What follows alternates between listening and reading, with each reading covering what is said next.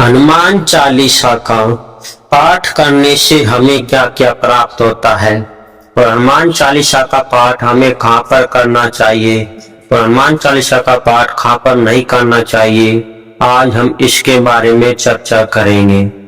कहा जाता है कि हनुमान चालीसा का पाठ जो कोई भी करता है उसे भगवान हनुमान जी का आशीर्वाद और सुख समृद्धि रिद्धि सिद्धि और रोगों से मुक्ति मिलती है। जो भी हनुमान चालीसा का पाठ करता है उस पर शनि देव की कुदृष्टि नहीं पड़ती है। यदि आपके जीवन में शनि दोष लगा हुआ है या कोई ग्रह दोष लगा हुआ है, कोई पितृ पीड़ा है, तो हनुमान चालीसा का पाठ करना बहुत ही श्रेष्ठ बताया गया है।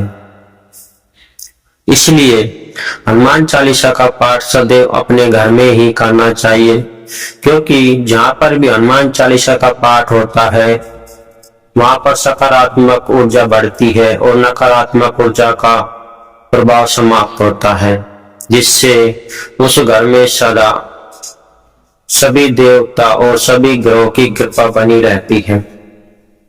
परंतु हनुमान चालीसा का पाठ हमें कभी भी हनुमान जी के मंदिर में नहीं करना चाहिए, क्योंकि हनुमान जी स्वयं कहते हैं कि मैं तो प्रभु चरित्र के सुनने का रसिया हूँ, मुझे मेरे गुणों को ही मत सुनाइए।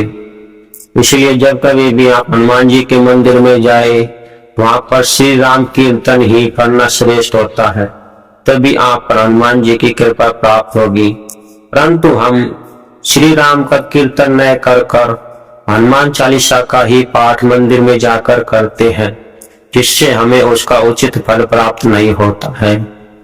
हनुमान चालीसा का पाठ तो सदैव घर में ही करना चाहिए या किसी एकांत स्थान पर करना चाहिए, परंतु हनुमान जी के सामने तो श्री राम का ही पाठ करना श्रेष्ठ होता है। इसलिए जब कभी भी आपको हनुमान जी के आशीर्वाद की जरूरत पड़े तो आप हनुमान जी के मंदिर में जाकर श्री राम का कीर्तन करें और अपने घर में हनुमान चालीसा का पाठ करें, क्योंकि स्वयं माता पार्वती ने कहा है कि जो ये हनुमान चालीसा पढ़ता है उसको समस्त सिद्धियां प्राप्त हो जाती है, इसकी मैं स्वयं गवाह देती हूँ।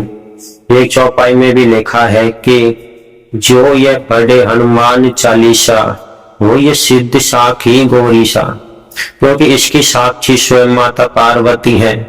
वो कहती है कि जो ये हनुमान चालीसा का पाठ करता है उससे समस्त सिद्धियां स्वतः ही प्राप्त हो जाती हैं। परंतु इसका पाठ हमें कहाँ नहीं करना चाहिए और कहाँ करना चाहिए, इसका हमें विशेष ध्यान रखना होगा।